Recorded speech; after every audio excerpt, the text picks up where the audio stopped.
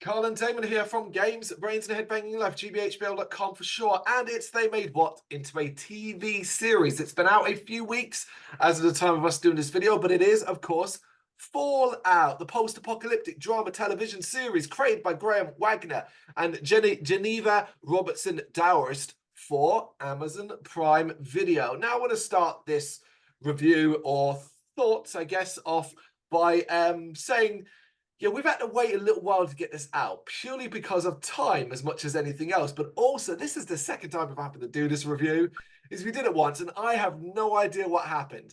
But when I got the footage onto my computer and I went to put it all together in Adobe, we were so out of focus. Using the same video camera we normally do, not the one I'm using now, like this is a webcam, but our video camera I use at home, we were just really out of focus. And I thought, okay, that's weird. Scrubbed through the entire video and it was like it completely. We did other videos that day and I'm thinking, oh shit, man, is this going to be the case with all of them? All the rest were fine. Weird. Don't know why. No idea why. Check the settings in the camera, but like I said, it's not that the settings were messed with because we just moved from one video to the other. So rather than put up a really crap out of focus video, we said, you know what, we'll do it again. And we'll rewrite notes and reword it to make it a little more interesting for ourselves. Although I'm more than happy to talk about Fallout again, particularly as since that video, I progressed further in the game. So I've got like where we talked about that aspect of things. I want to kind of update and see where you are at as well, because of course, Fallout is based on the role-playing video game franchise created by Tim Kaine and Leonard Boyarsky, which is why we're covering it in this franchise. Damon, we are eating good these days. It is show after show, live action as well, that continues a trend of quality. Let's put it out there right now. Fallout is excellent. It is a great show done really, really well. On the most important aspect for me, where I think it's super accessible for anyone that doesn't know the games. Easy to watch, easy to enjoy. But if you have played the games as well and you're a super fan, you can find tons to enjoy. Is that what you think? Well, I mean, considering but beforehand, my only knowledge of this TV series was Fallout Shelter. Mm-hmm. Obviously, now I've completed Fallout 3 all the way through, and I've started Fallout New Vegas now, just as the next one. But from going into this TV series, my knowledge was, as I said, Fallout Shelter, which, let's face it, is basically nothing. It's a nice way to sort of see the vault aspects, I suppose, because of that. Yeah. But you're absolutely right. I know a lot of characters too. Obviously, like the Brotherhood, the Armors, and the bad guys and stuff like that. So I was aware of those. Yes, it did allow a certain level of knowledge about it. But of course, you know, when people talk about the Fallout games, they're not Fallout Shelter isn't coming into play. We did come, so basically we both approached this show from very different angles, which was fascinating, really, because whereas, as you said, Fallout Shelter was a knowledge you held, I am not a completely old school Fallout player. I've never played Fallout 1 or 2, but I did come in at Fallout 3. You know, I played Oblivion back in the day, and absolutely loved that. And then I heard that the same company had another game that was done in a more futuristic, you know, nuclear launched, nuclear destroyed world. And I was like, well, that's got to be good, right? If it's the same style of game. And I loved it.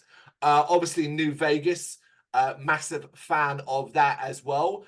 And while I don't love Fallout 4, it is still a Fallout game, so I thoroughly enjoy it. Damon, now you've completed Fallout 3. Did you know, right, when Fallout 3 first came out, right, so spoilers for Fallout 3 here. You know the bit at the end where you die in the chamber, right, after you turn the water on, is it? The water supply, is that what it is? Yeah. Yeah. Did you know that that was actually the end of the game originally? That there was no carrying on. There was no like continued play in the game. It ended there, and there was no free roaming afterwards. I didn't know, because obviously when I completed, obviously because I had the DLC, so obviously I went straight into the Brotherhood DLC. We obviously fight the Incoves and like blow up their buildings and shit like that.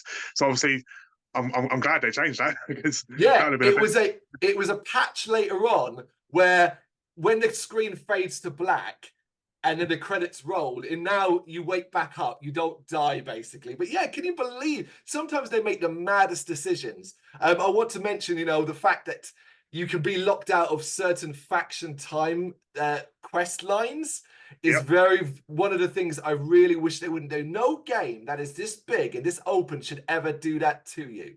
I really don't think it should be the case. And the fact that you have to sort of think about where to save and all of that and so on is really frustrating. It's what I did with Fallout 4 back in the day. I played it when it first came out, and I did pretty much everything except the Brotherhood of Steel quest lines. Got to the end of the game and realized I'd have to start the entire thing again to do it. And naturally, with a game that big, it's like, I don't want to do that. So I put it to the side and I said, you know what? I'll come back to that in a year when it's fresh and I want to play it. And then I just didn't. Obviously, the show coming out made me go, you know what? Maybe it's time. So I put Fallout 4 back in, started it up, and initially I was like, I'm not too sure I want to do this. Like, you know, when you're just not too sure you're there for the scope. But Yeah. I ended up thinking about it. And I thought, no, play it differently. Like, you want to do the Brotherhood of Steel quest line, but you're also going to do all the DLCs, because I hadn't done any of the DLCs for Fallout 4 at the same time. So instead of being like, play it, focus on Brotherhood of Steel and just level up as you go along. And as of the last time we spoke, I was halfway through that. Now I've done that. I've completed all the Brotherhood of Steel stuff, and I'm now doing the first of the big DLCs, the Nuka-Cola one, and so Yep. on. So it's not as bad as you think. It's really just about leveling yourself up enough to ensure you can get through the missions. Yeah, see, I had a sort of a moment again when I completed like Fallout 3, because I mean, I was surprised how fast I did it. I did it in about like 40 hours. So I was surprised actually how short it was. Like it wasn't like an Oblivion with Skyrim. But then I got like that. I got that urge of like, oh, for God's sake, I was completing a big game. I don't really fancy going straight into another big game. But then I literally played about 3 or 4 indie games, which took me about 2 hours to do. You know, thanks to like believe Macca Productions and obviously the Welsh Dragon. You know, I did this, and then now I've got the urge again to go back into another big game, which will be Fallout New Vegas. I get your thinking. It is a big ask. I would also say, like, 40 hours, you're right, that is quick, but you were probably playing it from a more focused point of view. Think of, like, if you were to go and play Skyrim right now, are you likely to explore every single cave, perhaps compared to how you did when you first were playing it and so on? You're not likely to be that extensive, are you? It's like the difference between my 2 Elden Ring playthroughs. I have 2 playthroughs in Elden Ring. All right, fair enough.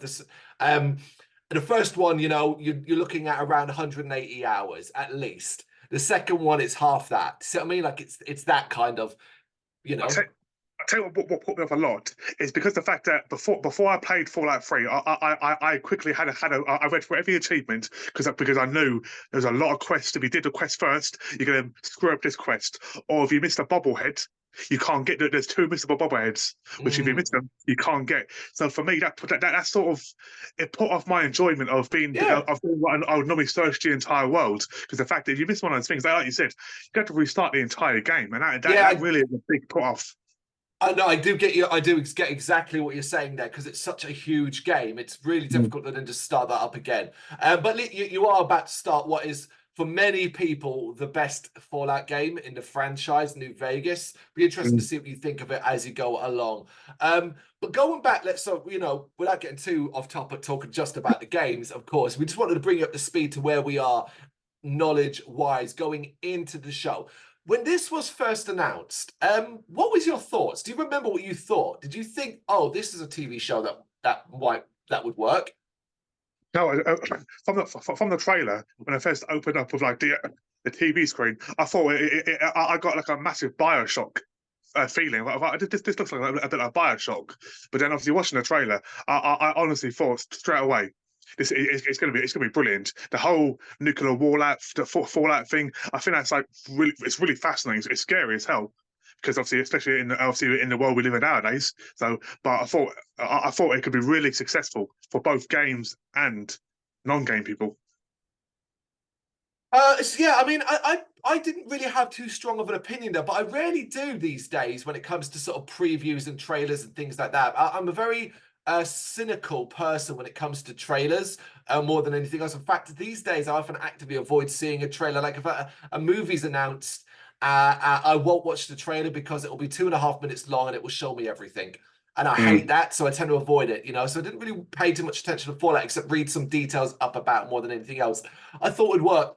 I thought it was work because I see Fallout as such a blank canvas that aside from keeping the core ideas there, you can kind of do what you want. It's not like a linear story. It's not like Yeah. you need to do it. It's like you mentioned BioShock, right? If they ever do anything with BioShock, ever, they are going to run into a big fucking problem. And to me, the biggest problem is they kind of have to do the game story Hmm. because any deviations, major deviations to that story may end up, you know what I mean, isolating a massive side of the fan base. And you know what we use as an example for that? Halo. Where even though the showrunners and creators have said, look, it's an alternative story and Yeah. so on, it's still, they've said that. It's an alternative story. It's a different branch to the Halo universe and all of that. Yeah. Still causes 2 seasons in, people are screaming and shout about how it's not like the games or it's not what they want and so on and so forth. Yeah, well, I mean, I've said obviously we discussed obviously Halo quite a lot, obviously, you know, because obviously Of course. we've been blessed. We've had a lot of great TV shows that's been obviously been made from the games, and we quite enjoyed Halo.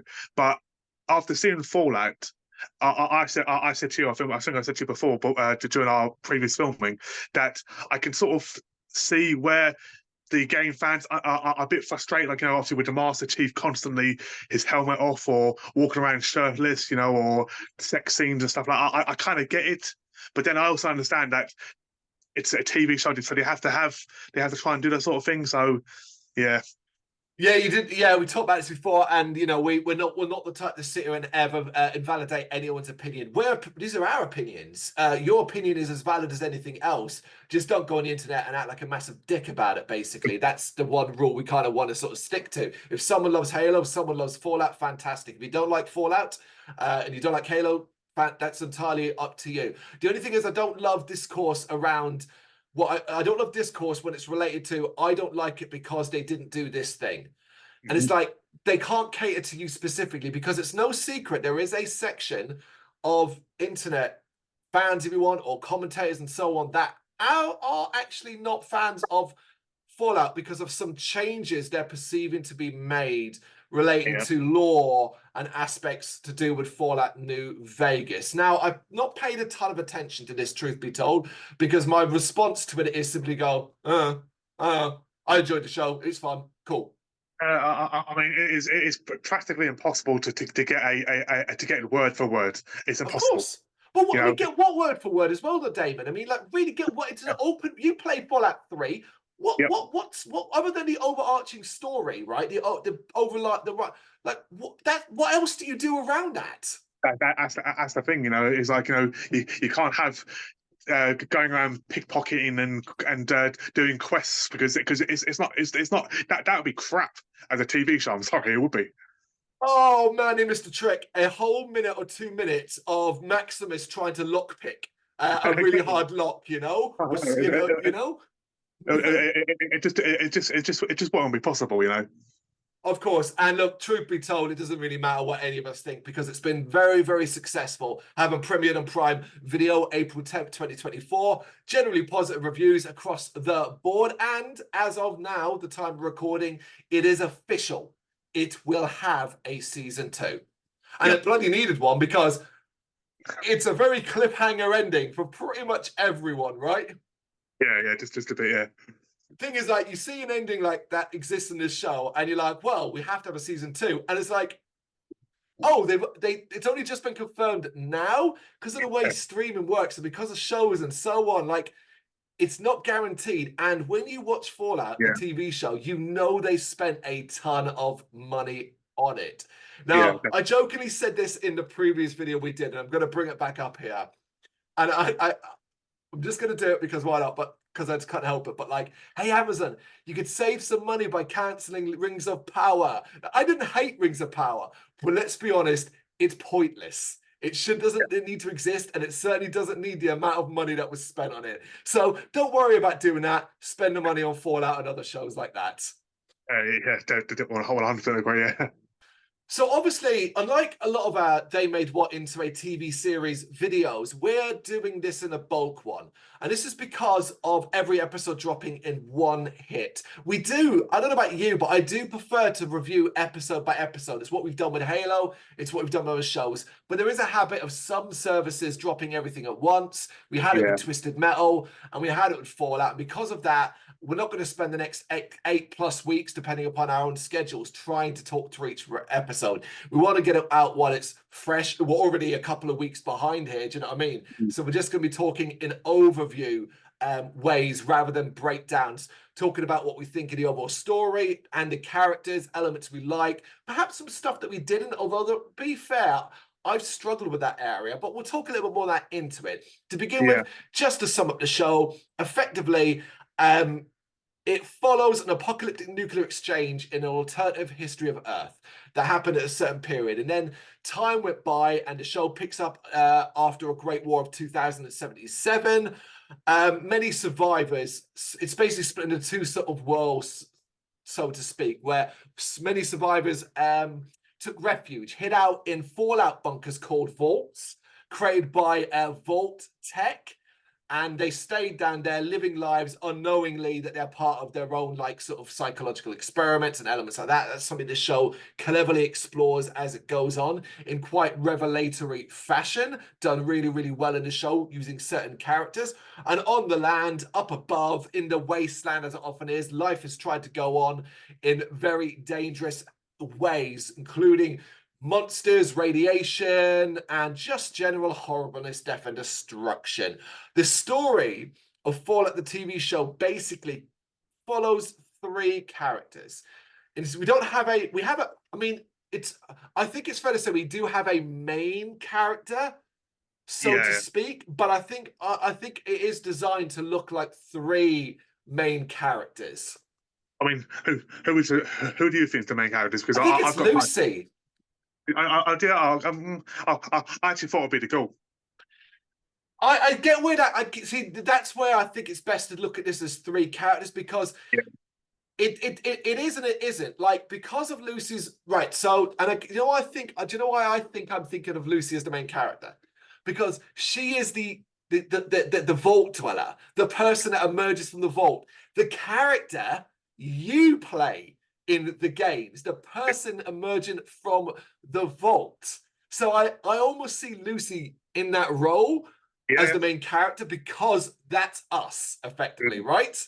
yeah, That's yeah, kind of sure, how I yeah, see it.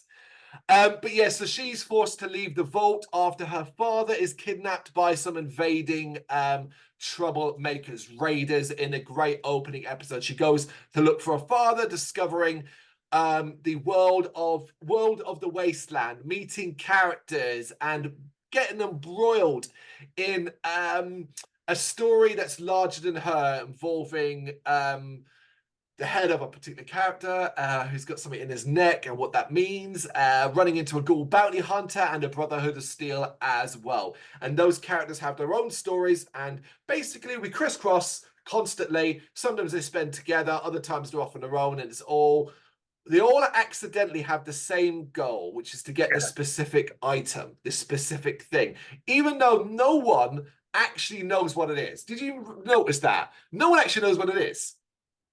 yeah. I mean, so I was trying to work out what it was myself. But yeah, so, yeah. I mean, they've done it very clever where they sort of kept like the secret to like the very end.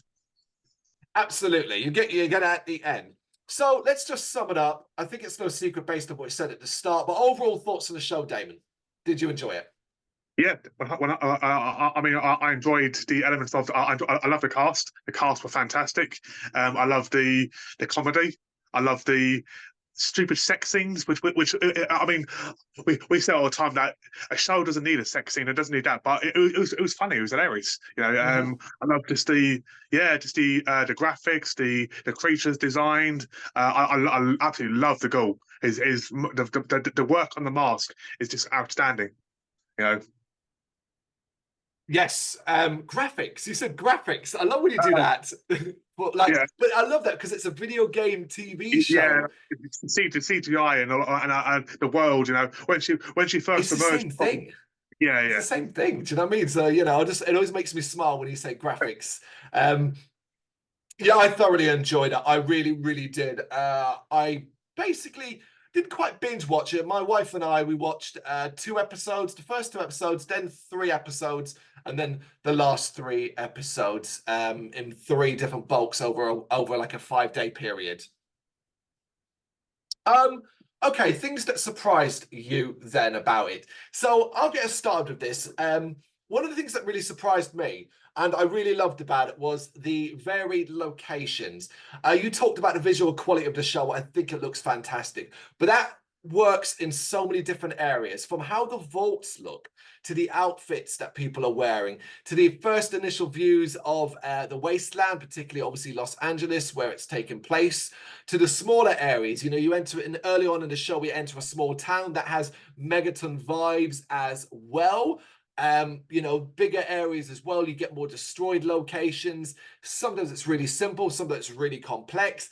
The Brotherhood of Steel locations, the flooded sort of town area where the big monster attacks, elements yeah. like that. I thought it looked better than I thought it would. I really did. Yeah, I mean, even going as far as like the armor, the Brotherhood Steel's armor, it just looks fantastic. You know. I love the way they moved. I love the way they moved. And when you realize it wasn't CGI, and you're like, Yeah, come on. And that's one of the major highlights of the show, the amount of sets and non-CGI stuff they do. But yeah, what's really cool as well is the money has been spent well, because even when it's CGI and it's a beast, a monster, and so on, I think it holds up really, really well. I'm a big fan of CGI not looking completely real. So you do know you're looking at computer graphics, but it still feels very interactive. And I think Fallout nailed that as well. yeah, definitely 100%. Yeah. The other things that surprised me was the amount of video game references that exist within it. Some egregious, some really, really subtle. Some of it to the point where almost like you don't have to do that. And like, for example, like using a stim pack early on in it was really Yeah. interesting to sort of show how that works, whether it be items lying around, the fact that caps are used, words that are said, behaviors and stuff like that. I think that was really, it surprised me how much was in it.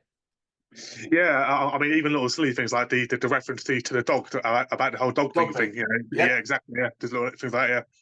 Yeah, yeah. I also was really surprised how much I cared about the time jumps, in Yeah, particular going back and following the stories and how we got to this point. I think it did that fantastically, because what it could have done was dedicate one whole episode to that entire plot line, right? yeah, And they didn't. Instead, they wanted to tell this story in a sort of slowly staircase climbing, where revelation of the revelation of the revelation is revealed while we're jumping back in time, focusing on one particular character, which we'll talk about when we get to the characters, of course. But I absolutely love that. They're near the end of the show, when we delve into what Voltec do and what Voltec are. I was hooked. I know what this story is, but I was still sitting there like, oh my god, oh my god, oh my god, and like, do you know what I mean? Like, that's how good it is.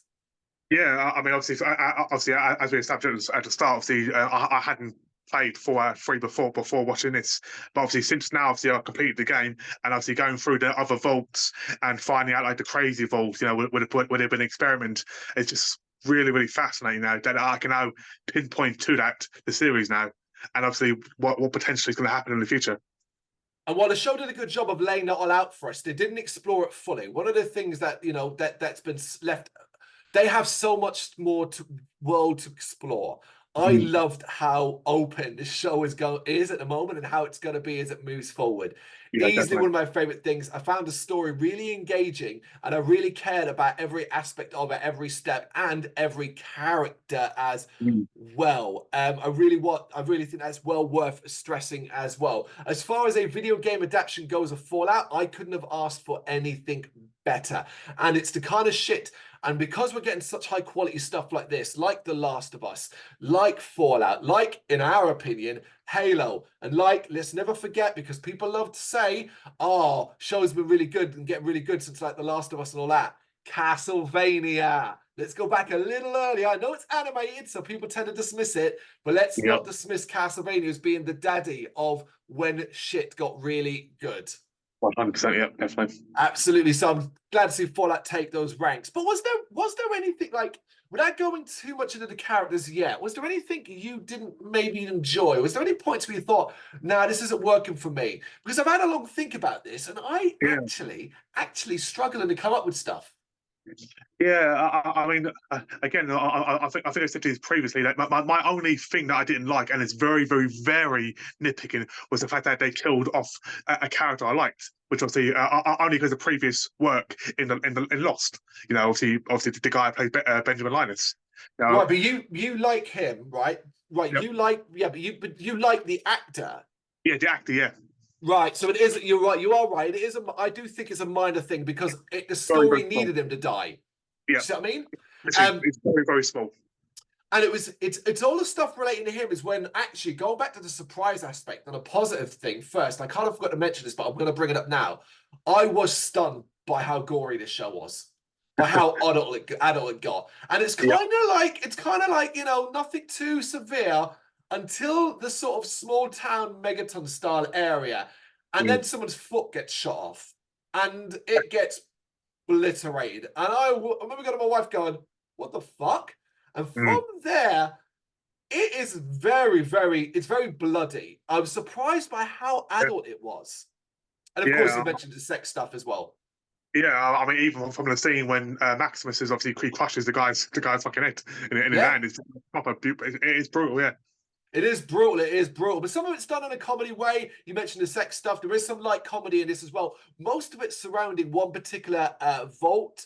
In one particular vault where Mm. there are some comedic actors involved there, and it's done very well. It actually lightens the show momentarily because we know everybody knows there's something not right here, and you kind of know it is, but you're kind of letting yourself enjoy it. But let's be honest, who didn't laugh out loud when Maximus says about his cock exploding? Even though it's like, because it's so like, and the thing is, like, it sounds childish, it sounds stupid, and then it like you stop and go, but he is a fucking child, and because of the brotherhood life and so on. I thought that was fucking brilliant. This is a guy who's been brought up with not even known what food and what clean water is and stuff like and hence why he loved a hot shower or the bathrobe and eating popcorn. And Yeah. and obviously when he decides to go rescue her, he's like, oh really? Should I? Should I risk it? And then he's like, oh god, I have to, that sort of thing. No, I agree. We're going to get more into the characters and their stories in a moment. But I want to, again, similar to your don't like. So I have a really nitpicky one that's a personal Mm. thing. When Carl McLaughlin, who plays Hank McLean, Lucy's father, appears in this show in the first, I was like, oh, fantastic, because I am a huge Twin Peaks fan and Mm. he will always be Coop to me, always. So I was like, fantastic. Mm. He's in the first and the last episode. And I was like, oh, I want more Carl McLaughlin. Thankfully, without going too much into it, we're likely to get more of him in season 2, Yeah, definitely. thankfully. Absolutely. But that's about all I've got. I guess I could say I would have liked. No, see, the thing that I do have one bigger complaint, right? But the show rectifies it, so I can't be too mad. Like, do you know what I mean? Like, it's like finding something I'm not too sure at the start, but then as it goes on, it kind of rectifies it. And I'm like, Yeah. okay, no worries here. Biggest thing for me is that when you're going to have 3 characters, it's really important to show that these 3 characters have layers and that they do change over a period of time. We have Mm. Ella Purnell as Lucy McLean, Aaron Motten as Maximus, and Walton Goggins as the Ghoul slash Cooper Howard. The best of the show, purely because of the duality of his character. It's no slur upon either other actor, not Aaron, not Ella, who are fantastic, but Walton Goggins gets to play a varied amount of roles here. The Ghoul, Yeah. and through flashbacks, Cooper Howard. And that is why he is so strong. I think he's strong. 100%. I mean, like I said, all. I mean, aside from the entire cast, including the little side people like her Oh, brother and all that. I'm going to mention some of them, yeah. Okay, yeah, I mean, all fantastic, but yeah, I mean, the goal and himself is yeah, he plays it brilliantly. Have you seen the thirst for him though, the goal online? No. Yeah, there's a little bit of a thirst out there for him. A certain subset on Twitter quite into the ghoul, specifically the ghoul's look. Not like Cooper Howard, but like quite fancying the ghoul. I don't know if people just do it just to be funny. Yeah, thirst, Damon, thirst. That's what I mean. Yeah. Yeah, Nope. that's weird. It's to be. But yeah, so what I love about each of these characters, because at first I was worried that Lucy's bug-eyed style, demeanor, where she's constantly looking at everything going, oh my God, and being like, oh, the world can be good and I've just got to show everybody. I thought that might irritate me, but that's a character that super grows over the episode, realizing that she had, the show, should I say, she has to learn to be a more violent individual without compromising necessarily all her values. And that's an important aspect of her. I thought Ella Purnell is fantastic in this, doing some really strong stuff as well, acting wise, in the final episode. Yeah, definitely. Yeah, I mean, she's again. I'm sure I said this previously, but she kind of reminded me of like she was like a virgin, someone who A just virgin. literally she's walked out and expected basically everything to be all roses and flowers and stuff like that, and she's almost, I don't know what the word is, like, well, she's a virgin. She's just not expecting Right, nothing. let's clarify this. Let's clarify this. You don't mean virgin in a sexual way. You mean like the Virginia, the Virginial character. I get you're like a flower that's never been touched before, and it's going out into the wasteland as her being plucked almost to a degree, and then dumped into a bouquet of chaos more than anything else. Because she certainly is not a fucking virgin after the first episode in the sexual sense. No. No, but like the scene where she releases the ghouls from the prison. Yes. Yeah, exactly that. Yeah, the innocent. It's innocence. It's innocence, and and that's kind of how she's written to a degree. But each time she does something like that, she has to learn a very hard lesson, and she learns a lot of it from the ghoul as well, particularly when they cross paths. And yeah, definitely. you know, we've kind of we've kind of pretty much said out all I want to say about Walton Goggins, but I do just want to say, like, the layers to this character and how he fits in this world and how ghouls fit in this world as well, I think is done really well in the show, because I can see people coming into it who don't know Fallout at all, initially feeling a bit overawed by it all. Here's a faction. Here's these creatures that can somehow survive massive amount of damage, but they also threaten to go like, it's a lot of stuff to take in. But I think the show overall over its 8 episodes does a great job of explaining that, but also the characters do a great job of showcasing that without them ever turning to the camera and going, I do this because of this. Do you know what I mean? It just sort of happens naturally. And a good example of that, without going into too much detail, it's similar to the same area that Lucy releases the ghouls. When we see what happens when he runs out of his medication and what that means. And obviously along that way, he goes to see a doctor friend who is going feral. And then obviously we see some feral ghouls and elements like that. So that's and that's storytelling done well. Yeah, definitely. I mean, I do hope that we're going to find like a bit more into his background, like why was he in a coffin? How did he turn into the ghoul? What happened? Like, what you know, that sort of storyline. I'm hoping we'll get just a little brief episode or a little bit of it. I think we'll continue as we did. I think we'll continue to flash back, because obviously we do flash back and spend time. In fact, the entire show starts off 3 of the bombs going off, and with Cooper Howard and sort of seeing how he fell from grace, but also using real world elements like the panic around people being communist and the what do they call it? The rise of corporations and how easily we can be manipulated and lied to do something and believe something and so on. I think we'll continue that in season 2. I think there's a lot of backstory to tell with Cooper Howard as well. But bear in mind as well that the show with a secondary character does drop an example of how someone can become a ghoul. And we'll explore that more in season 2, I think, because that character lives and then runs away. So I think we'll see more of that. And I hope we do, because the actor was phenomenal. Phenomenal. Third character then, Maximus, Aaron Motin. Probably the one I was the most worried about because the Brotherhood of Steel aspect has never been a part of Fallout that I particularly found that enamoring, that interesting. Hey, we're angry military people trying to collect technology so nobody else can have it. Not that interesting. And the whole Squire thing and Knight thing, it's a bit like, shut up, you nerds. Do you know what I mean? The world ending, you know, that kind of thing.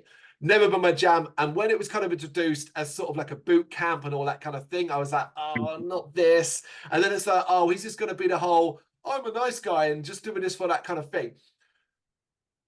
I'm wrong. I'm wrong. He's fantastic. He is fantastic. I cannot wait to see where this goes because, again, he grows.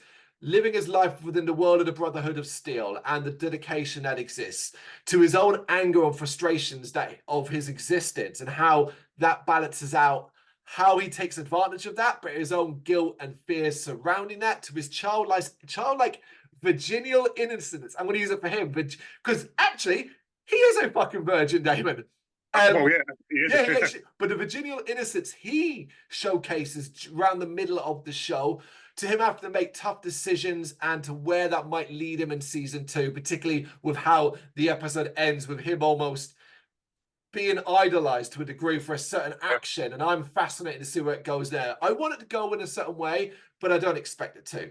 My only complaint is, and it's just me, I get many people would be fine with that, and I get why it exists, is I don't want, or I don't particularly care for a love story between him and Lucy. That's purely because it's tried and tested.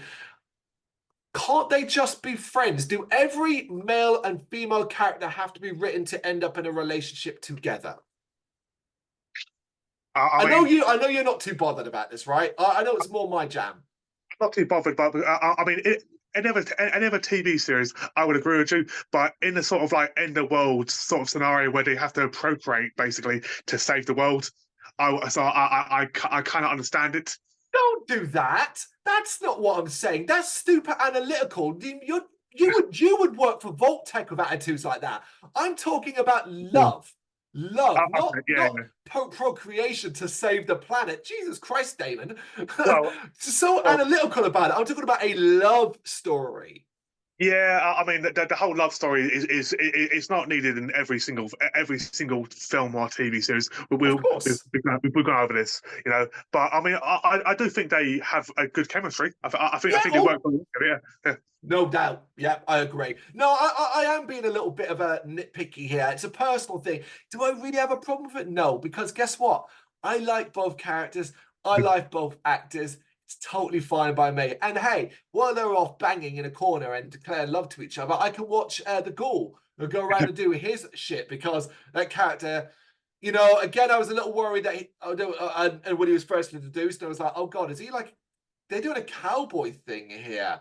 And like all that. But you know what? He's such a badass. He can do whatever the hell he wants. You know what? Actually, maybe that's, you know what? I just realized now I sound like I'm thirsting over him. Do you know what I mean? Okay, let's pick out some favorite scenes. Favorite scenes with any of the characters that kind of jump to mind. And you know what? Actually, no, before you do that, let's just highlight some significant secondary characters, because they deserve to be mentioned in this as well. Obviously, I've already mentioned Carl McLaughlin as Hank McLean, but I want to mention Mosias Arias as Norm McLean, Lucy's brother. Goodness me, doesn't he get a lot to do later on? He is a secondary character, but thanks to a sequence of events that is all about revealing the purpose of vaults to us, he gets some significant shit to deal with. Loved him. Loved him. I think he's potentially got a chance to become a very important character too.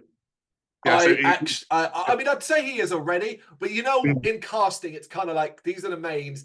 That's kind of why I separate them there. We should also mention Zelia Mendes-Jones as Dane. That's Maximus's friend. A very layered character as well. One that I wasn't too sure the point of to begin with, but I think I get as it's going on. Sarita Chowdhury as Lee Moldova. That's the commander of the new California Republic Military Division. Basically, first and last episodes again, because she's tied directly to Kyle McLaughlin's character. But thanks to a flashback scene, gets so much weight. I'm like, whoa, about her. Brilliant stuff there. And then there's lots of Vault 33. Vault 33 being Lucy's main vault. The likes of Leslie Uggams as Betty Pearson. Seems lovely. More to her. Johnny Pemberton as Thaddeus. That is Maximus's squire. But it's a bit more layered than that. Fucking funny. The guy is funny. And I think there's a real lot of potential to keep that comedic line running with him. Really like him. Zach Cherry as Woody Thomas. Annabelle O'Hagan as Stephanie Harper, also from Vault 33. She is brilliant as a character that's super sympathetic to begin with, but by the end, I generally think comes across as one of the more sinister, really sinister. Like, I found her quite frightening. I mean, her husband just died, and she's turned this guy into her new husband, and it's just like that is like really like serial killer type sort of vibes, you know. And she's like manipulating all the guys, like, oh, go poison the raiders, get revenge for me and stuff like that. It's proper control freak, man. Yeah. Well, there's a reason why she is this kind of person. You'll find out that if you watch the show. But on that note, Chet, played by Dave Register, that's Lucy's cousin, who's introduced, and that's when you kind of get the whole show's weird, different vibe, as basically Lucy's cousin. They've been banging. Oh no, they've been fooling around. They've been fooling around, and that he's in love with Lucy and not very, very unhappy that she's kind of some of the decisions she's made. However, he's fucking great and funny and really lovable, really lovable. When he's massive as well. What's really funny is that him and Norm, when they're standing next to him, Norm's quite small and Chet's quite big. It looks insane. One's like he's like really skinny too, and the other guy is like proper bulk. Yeah, he is. He offers some light relief as well, and I am intrigued. I don't think we're finished with him, even though his story ends with him going to a separate vault because of the 3 vaults being connected thing. I think there's stories to be told there as well. Yeah, because I mean that the fact that they've been split into different vaults, it's like almost like different experiments, sort of like thing. So it's gonna be interesting. Well, the 3 vaults connected now, as they do explain the purpose of each one, so to speak. But ultimately, there's so many vaults out there. We get so much more to explore. I can't wait till we get to some of the more messed up ones. And Rodrigo Luzzi as Reg. These groups of wannabe overseers add some light comedy here and there. Elsewhere, I want to mention the legend that is Matt Berry, popping up in many different roles in this. In the flashback scenes as an English actor when he talks to Cooper Howard about corporations and the selling of their souls and so on. But he also does the voices of the likes of Mr. Handy and Snip Snip. How familiar are you with Matt Berry's work? So the name, no, but if I knew what he was in, then I probably would.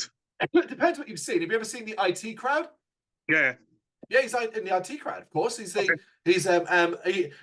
you watch it, What We Do in the Shadows, the TV show, Matt Berry has done a lot over the years, but I'm a big fan of them. I'm a big fan of the man. I really am. You already mentioned Michael Emerson as Dr. Wizig, the Wanderer who helps Lucy, comes around her and stuff like that. Done so much, but as in Damon's case, and probably mine as well, Lost, yeah. And Michael Rappaport, I wanted to mention him because he's a fairly significant actor. Michael Rappaport as Knight Titus, who's obviously the armor is what Maximus takes from. People laughed about that particular scene as well. Lots of more secondary characters, but that is the ones I think that have a lot to do. So yeah, let's talk about some of our favorite scenes involving characters and so on. I suppose I will go with everything involving Norm when he starts to find out or look into and starts to wonder about the process of the 3 vaults and how things might have occurred and how the raiders got on and why the overseers seem to always come from the same vault and all of that element. All of that stuff surrounding him. Yeah, I mean, I've got loads of good scenes, but I've got one ultimate scene which I think was just pure badass from the girl, of course. But when he walks down, the Brotherhood is standing there, and he goes, I wonder if your armor has still got the same fault as it had. Let's find out. That is pure badass. This guy has got no fear. The lights go off, the flashing in the muzzle. the taking down of several knights as well is pure badassery. He gets a couple of them. Even though the earlier scene where he's just in that shootout with the town and how he kind of fucks everyone up there is awesome. I love the scene with Maximus trying to get his armor back from the those robbers. And that's really, it's where he crushes that dude's head. That's a really, really strong scene as well. But even some of the lighter stuff between him and Thaddeus, when he's kind of cheering and jumping around in that suit and stuff like that, it's a lot of fun. It's really, really hearty stuff like that. I like a lot of the Brotherhood scenes, particularly when you kind of see how it works and how the system works and how it can be so appealing, but also so off-putting at the same time. Yeah, and I think then I got to mention Lucy's scene where she releases the girls. That was just fantastic, brilliant scene. I find that hilarious as well. I love that because at that point, right, Lucy's constantly been one bad thing after another, and she's with Snip Snip, and he's looking after her, and it just seems like a nice scene, and you're like, this ain't gonna be it. And then it just in a matter of fact way, he goes, yeah, I'm harvesting your organs. And it's just like, there you go. Which ends up leading, when she ends up in the other vault, the friendly vault, leads her to be so suspicious that she ends up basically causing more trouble and so on. And some of those scenes are fantastic. You already mentioned, of course, Maximus just enjoying the luxuries of life that he's never experienced before. But then, like, Lucy thinking she's uncovering some dark and devious plot, but all she's really doing is uncovering what Norm discovered, but without any context. That leads to her thinking it's kind of cultish. There is some cultish behavior going on there, but she thinks she's going to be executed, and her punishment is just to be set back out. But even that scene is like, she's like, oh, okay, great. And they're like, and your extra punishment, we're only giving you 2 weeks of supplies. And you're like, oh my God, that's awesome.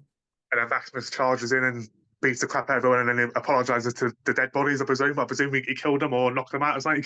It certainly hurt some people. You certainly hurt some people, put it that way. Yeah, there's loads of stuff like that. The first sort of big monster, because one of the things the show doesn't do is it doesn't go too far into a lot of the bigger monsters that we would experience in the Fallout games. There are some that are missing, but I think it's cool that they're missing because there's plenty of stuff to play around in the future. Obviously, we don't see no super mutants in this, but don't worry, I'm sure they're going to, of course, and so on. And while we don't see an alive Death Claw, we do see a skull of a Death Claw at the very, very final sets of scenes. So that's two things that jump to mind. Is there anything else you can think of from the game that you've experienced that you're like, okay, it'd be cool to see that? So I'm kind of glad that they didn't just throw everything into it, and they've opened it up for more ideas further down. But I mentioned it before, obviously, because during one of the DLCs, obviously the Bravo DLCs, you attacked a massive enclave of another faction of sort. So we haven't seen that faction yet. So it'll be interesting to see if they're going to be more into that or. Well, they don't go too far with the Enclave this time. They mention it, show us a little bit of period of time there involving Michael Emerson's character, talking about a great set of scenes. The entire fast-paced scenes with him and the dog meat is just lovely. That's why Michael Emerson gets used, because he's brilliant in whatever you put him in. Yeah, exactly. No, I agree with you. If there's no call to include Death Claws and super mutants and all that in this, don't. We still spend, even though we get a lot of variety in locations, we're still in a localized area. We have so much more world to explore, which is what, of course, the last shot of this hints to. Now, I'm past caring about being too spoilerific because, truth be told, you should have seen it by now. And we've been talking now for about 45 minutes here. It's New Vegas at the end. It's New Vegas at the end, and that opens up a whole world of possibilities. Obviously, seeing a Deathclaw skull implies that the gap of expanse between New Vegas, because bear in mind the character to get there flies away because he's in a knight suit of armor. Presumably, his fusion core might have run out or be low, so he's at the stop. So that implies the expanse is big. And obviously, the show ends, season 1 ends with Lucia and the Ghoul heading off after this character, which means they're going to be heading after and towards New Vegas. It means we've probably got a lot of adventures and dangerous areas to explore, including likely super mutant encampments, cities, towns, and what will likely be, I reckon, Deathclaw territory because, of course, you know, in New Vegas, it is as easy as it might look in New Vegas. Have you played any of New Vegas? I haven't started it, no. So Okay, when you step out, hey, look, there it is. I can walk there. mm, Good luck. Yeah, you're not. You're not. Unfortunately, you're not. yeah, There's been many jokes on Twitter of people offering advice to how to do certain things in games and go, hey, go this route. Or don't mm, worry, it's totally safe to go this way. And yeah. bear in mind as well, it's no secret, everybody knows that there are no worse death claws in any Fallout game than the ones that appear in New Vegas. So have fun with that. So I can see all of this being explored in season 2. But what else would you like to see explored in season 2? Pick something that you wouldn't mind, not necessarily game-wise, but just even if it's character-based. I mean, apart from being like, I don't know, it's hard Well, you because mentioned you mentioned one earlier on. You mentioned wanting to see how Cooper became a ghoul. well, yeah, obviously more on his backstory, you know. Obviously, more on obviously on Hank's backstory will be fantastic. Obviously, we know, but obviously like how he survived so long and stuff like, you know, just more details about that, which I'm sure they will go into great detail. And Well, I obviously, feel Cooper, like they've already kind of told us that they were frozen, weren't they? They were yeah, frozen and yeah, cryogenically. Yeah, I think that's kind of that. But I would definitely like to see more of his Vault Tech yeah, background because obviously we see a de-aging scene. It's done pretty well with Kyle MacLachlan to put him in a certain period of time. But obviously, what's probably some of the biggest ones I want to see is obviously Cooper's family, mainly his daughter too, because obviously is she alive? Blah blah blah. Obviously his wife or ex-wife. I don't know. We don't even know what happened there. Well, we don't. You're absolutely right. But bear in mind that considering that's kind of Cooper's revealed to be his kind of main goal at the end, I Main guess goal. he's believing, and I would believe it as well, that they were likely cryogenically frozen, either still in a vault, cryogenically frozen, or living in a vault now. Because she Mm, was so high up in Vault Tech, weren't she? All the higher ups yeah. got, so it seems to likely be the case. And obviously the biggest one for me is I want to see more vaults. I want to see the crazy vaults. I want to see the nice vaults, the just all random different vaults and stuff like that. That'd be brilliant. Yeah. Yeah, I'm down with that as well. And I want to throw in, I really can't, considering he was the character I was least sure about at the start, can't wait to see what they do with Maximus and how he deals with the Brotherhood and his feelings for Lucy and the fact that, he's on his own now and how that's going to work and how he's probably going to be elevated to a position of knight, likely. That's the thing, yeah, because he can't just now suddenly go, oh, by the way, sorry guys, I'm going after her because He'd be like you killed. can't. Yeah. Yeah, yeah, So I think that's going to be, and what's the purpose as well of going after her? What's the point? Do you see what I mean? Aside from I might love her. Do you see what I yeah, mean? yeah. And I swear if they do that, I'm going to be so mad. I'm going to be so mad. He's got a story to tell in different ways, particularly when it comes to the Brotherhood as well. But these are all elements I do think we will see more than anything else. Is there anything that is there anything from the game that you don't particularly want to see? I've got one that I just don't want to see jammed in there because of it. Um, no, I mean, enemy-wise, like bad guys-wise, I've got no interest in seeing like giant mole rats and stuff like that, and or like the ants. You know, I've got no interest in those two, like enemy-wise. But all the other enemy creatures will be fantastic. You know, Mine comes from more the weapon side of things. I know, like, I hope we don't get kind of bogged down in sort of like, oh, look, here's Fallout weapons. And the one that I think just doesn't work in this world, in this story, like, I'm going to put it out there. I don't think the Fat Man works.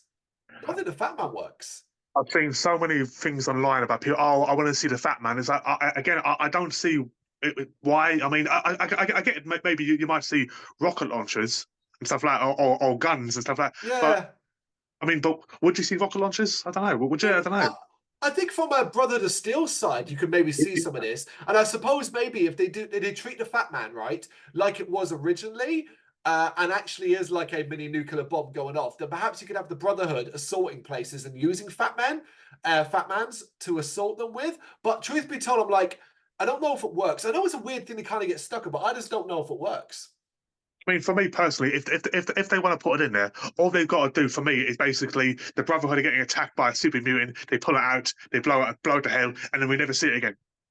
See, to me, And, I want it to be used. If it's going to be used, I want it to be used devastatingly, not just like here's an enemy. I want it to be we're assaulting somewhere, and we're going to destroy it. That place is going to fall, and we're going to drop mini nukes.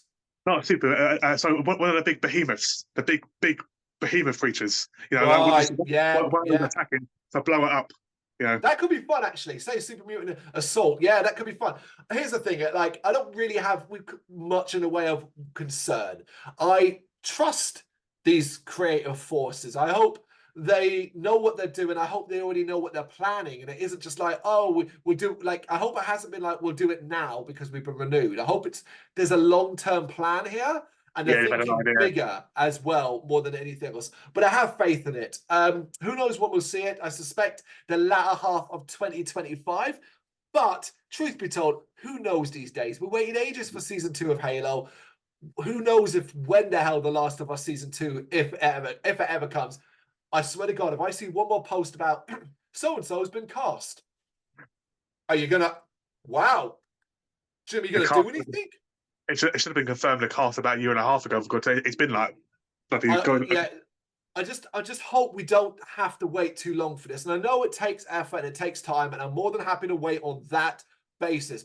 But man, wouldn't it be nice to have Fallout next year? You know, around the same time. Yeah. I just don't think we will. I think we're looking likely the back end of 2025, if not the early end part of 2026. Yeah, that's what I think. So, yeah. For now, that is our generalized thoughts of Fallout, the TV series. What do you reckon? Are you as big of a fan as we are? You know what to do. Let us know in the comments. Thank you very much for watching. If you'd like to see more content like this, please consider hitting the subscribe button. It is gratefully appreciated. You can find us over at gbhbl.com, our full website where reviews, news and so much more goes up daily. We're also on all social media platforms: Facebook, Instagram, Twitter, Threads, at gbhbl. Just search for gbhbl and you will find us out there. We also have merchandise on sale. You can access the shop via the website.